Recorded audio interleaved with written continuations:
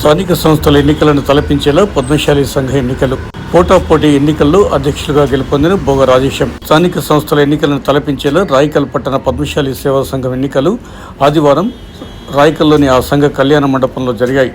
అధ్యక్ష, ప్రధాన కార్యదర్శి, కోశాధికారి, ఉపాధ్యక్ష పదవులకు జరిగిన ఎన్నికల బరిలో నిలిచిన అభ్యర్థులు పోటాపోటీగా ప్రచారం నిర్వహించారు. గత 10 రోజులుగా కుటుంబ సభ్యులతో కలిసి బరిలో నిలిచిన అభ్యర్థులు ఓటర్ల ఇంటింటికి వెళ్లి ఓట్లను అభ్యర్థించారు.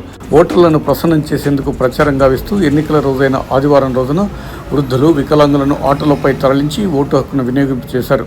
పోలింగ్ కేంద్రం వద్ద ఏర్పాటు చేసిన ఫ్లెక్సీలు స్థానిక సంస్థల ఎన్నికలను తలపించాయి.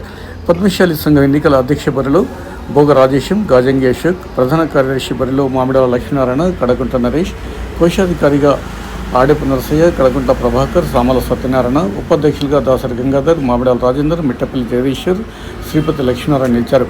కాగా హోరాహోరీగా జరిగిన ఎన్నికల్లో అధ్యక్షులుగా బోగ రాజేశం, ప్రధాన కార్యదర్శిగా కడగుంట నరేష్, కోశాధికారిగా ఆడెపు నరసయ్య, ఉపాధ్యక్షులుగా దాసరి గంగాధర్లు గెలుపొందారని ఎన్నికల అధికారులుగా వ్యవహరించిన దాసరి రామస్వామి, ఎలిగేటి రాజకిషోర్, సింగని రామదాస్, గాజంగి రాజేశం, భూమేశ్వర్, సత్యనారాయణలు వెల్లడించారు.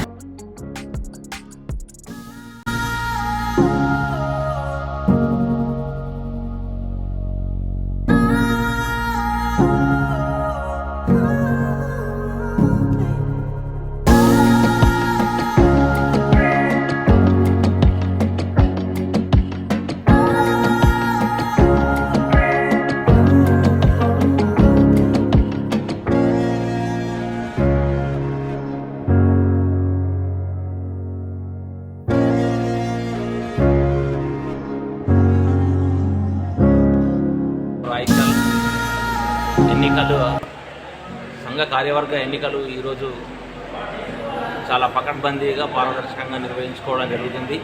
దీంట్లో పోటీ చేసినటువంటి అభ్యర్థులందరూ కూడా చాలా ప్రశాంతమైన వాతావరణం లోపల ఎన్నికలు నిర్వహించడానికి